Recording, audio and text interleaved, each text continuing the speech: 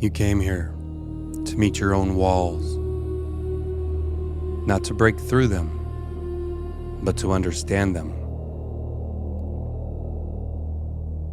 Every boundary in your life is a mirror, not of what you can't do,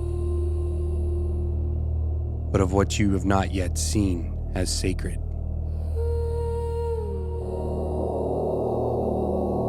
The shadow of limitation is not punishment. It is the patient teacher that whispers, "You are not infinite yet, not until you can love what confines you."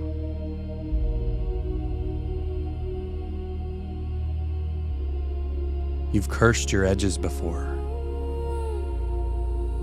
You've called them unfair. You've called them too tight. You've called them proof that the universe forgot you. But the truth is,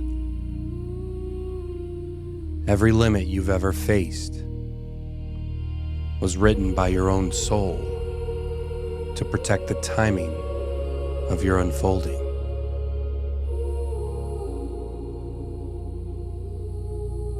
There's rhythm here. There's divine pacing. You cannot rush what your bones are still learning to hold. And yet, your mind, that clever architect of impossible expectations, it fights. It wants to stretch beyond what's real. It tells you that you're falling behind, that others are freer, faster, stronger. Let that voice tire itself out. It always does. Because the deeper wisdom underneath your frustration knows that stillness is not stagnation. It's gestation. Something is forming inside your constraint. Sometimes the universe binds you so you'll stop squirming long enough to feel. So you'll turn inward and remember that you are made of divine precision, not accident or delay. When life slows you down, when doors stay closed, when exhaustion wins, it's not failure. It's grace in disguise.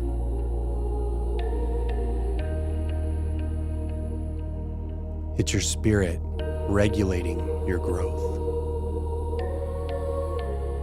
ensuring your wings will be strong enough to fly when the season shifts.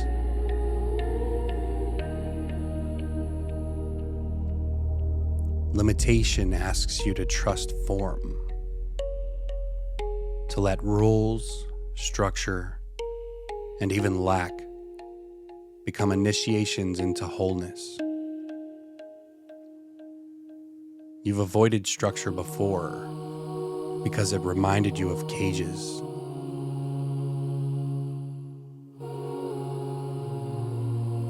But not every cage is a prison. Some are cocoons.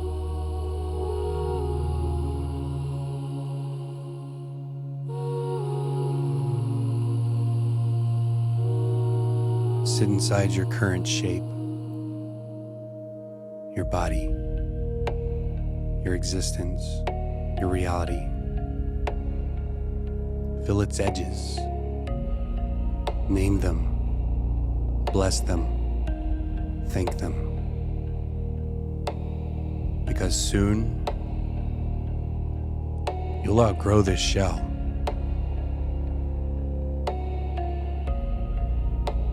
And when you do, you'll realize that it never confined you at all.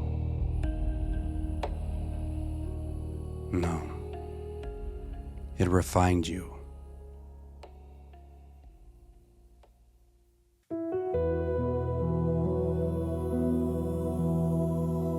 And then there comes a moment when you stop fighting gravity and you start dancing with it.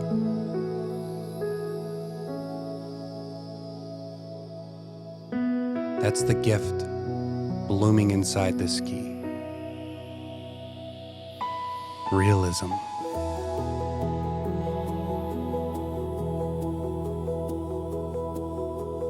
Realism isn't dull acceptance. It's clarity. It's knowing exactly where you are without adding all the drama of what you think you should be.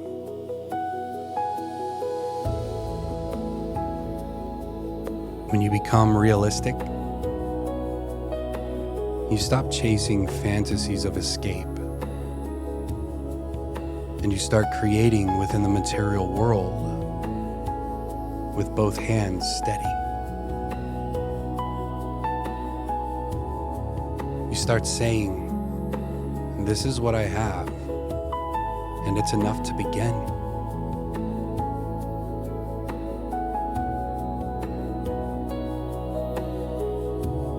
You begin to notice that truth is spacious, that boundaries can be helpful and beautiful.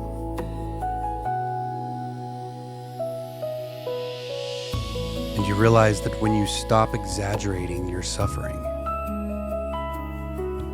you can finally feel your actual power.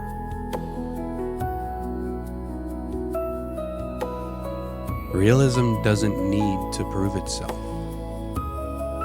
It just is. It accepts the physics of being human and finds divinity in the details.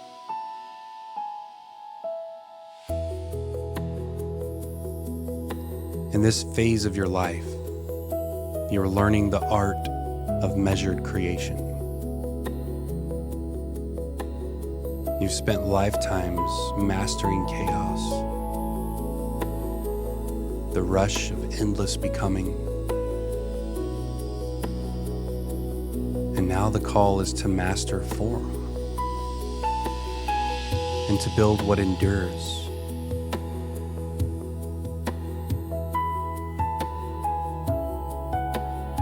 Realism invites you to see your circumstances without judgment.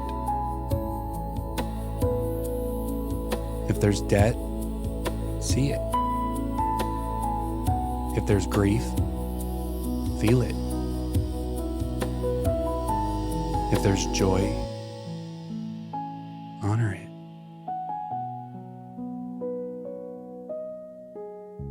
Stop calling things good or bad. They are simply movements in time.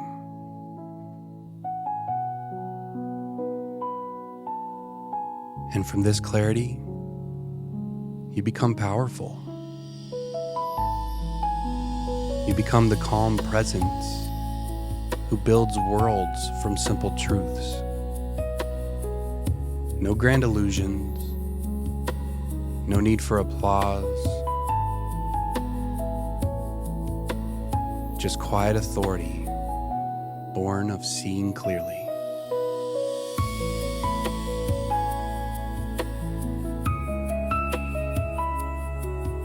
And when you hold yourself accountable without shame, you begin to walk as a master in matter. Realism doesn't dim your spirit, it channels it. It's the scaffolding that lets your light take shape in the world.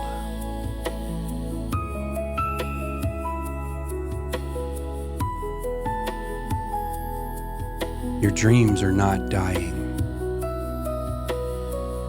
They're crystallizing.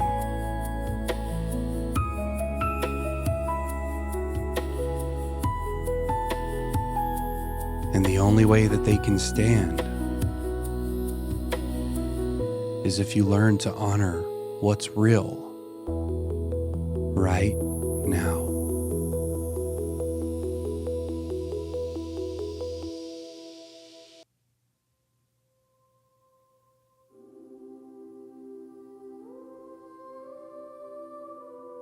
And here, at the highest frequency,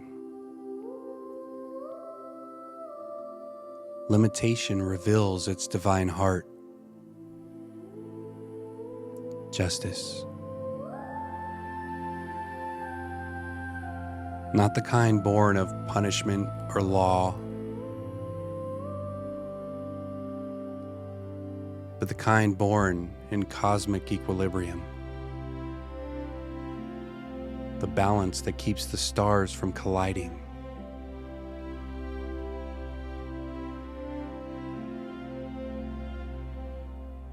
Justice is the rhythm of the universe, expressed through you. When you live it, you stop asking, why me? And you start asking, how may I serve alignment?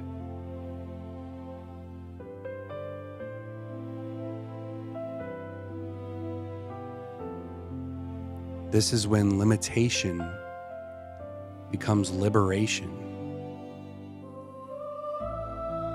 because you no longer resent what's happening. You recognize it as the perfect unfolding of an intelligence far greater than you.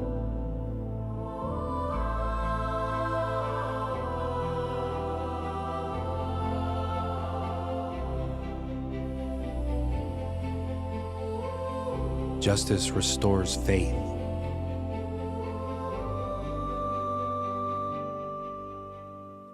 It reminds you that no energy is ever wasted.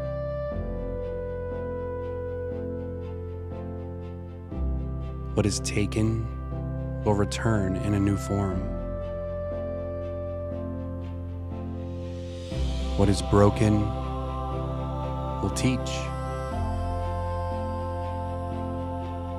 And what is delayed will mature.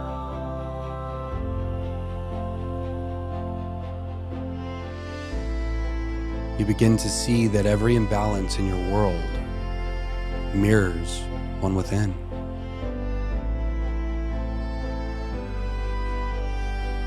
When you meet your own inner distortions with forgiveness and discipline, you invite harmony back into your life.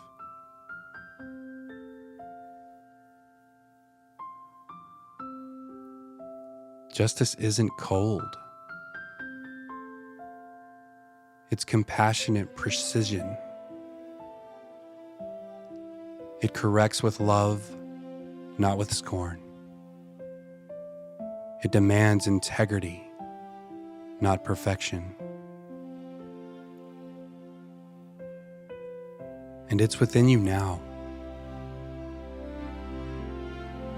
That quiet sense of, this feels right.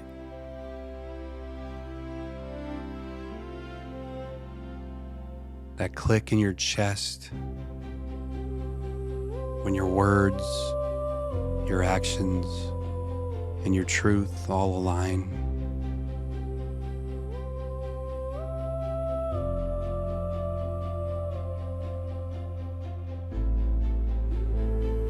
You're learning to live by that click,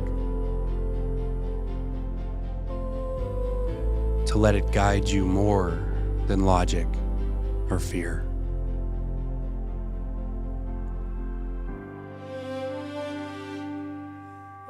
Because when your inner justice leads, life itself becomes trustworthy again. There is a holy balance returning to you. Every time you breathe deeply into acceptance, you invite the cosmos to reorder around peace.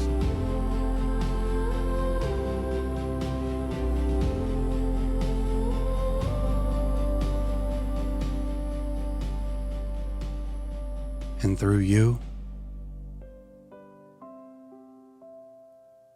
the world remembers its rhythm.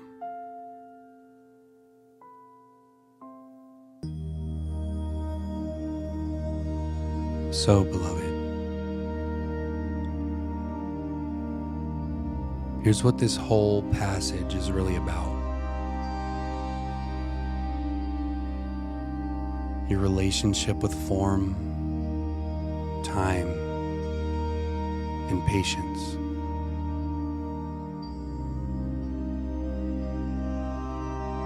You have always been vast,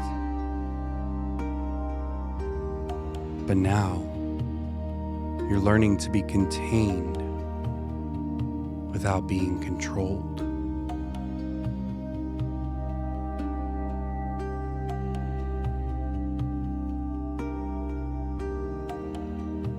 You're learning to honor process without losing passion.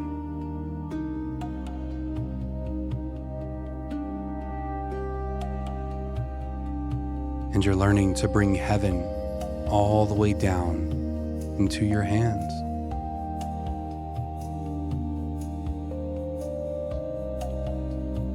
Limitation showed you humility. Realism taught you presence. And justice awakened you to sacred balance.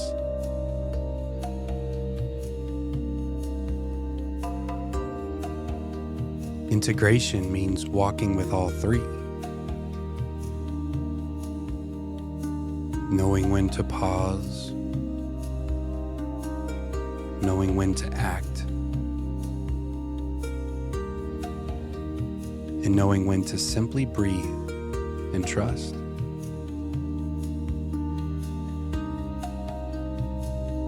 You are not meant to transcend the physical. You are meant to sanctify it, to infuse your rituals, your work, your relationships with reverence for the form they take.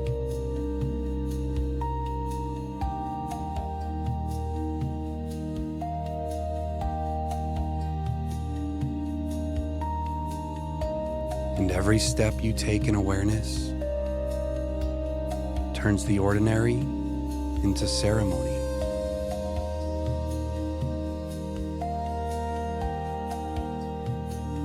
Every moment you accept without resentment becomes a blessing rippling outward.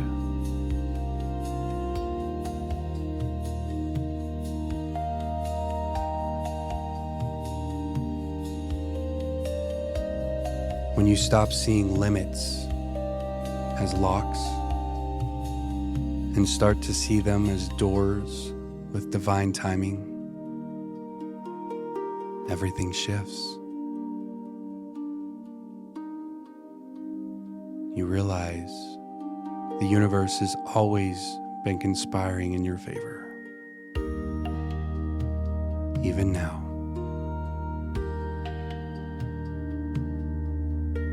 Let your life be the proof that discipline is devotion, that structure can hold ecstasy, and that patience is the highest magic.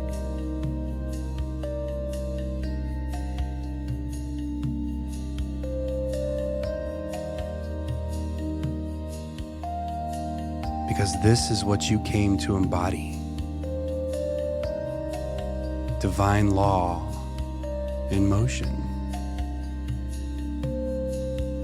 Cosmic justice clothed in human form.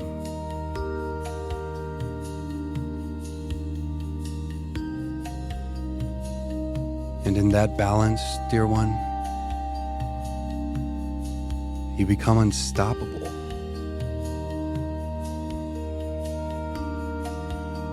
Unstoppable not because you break your limits. No. Because you have learned to love them. I love you.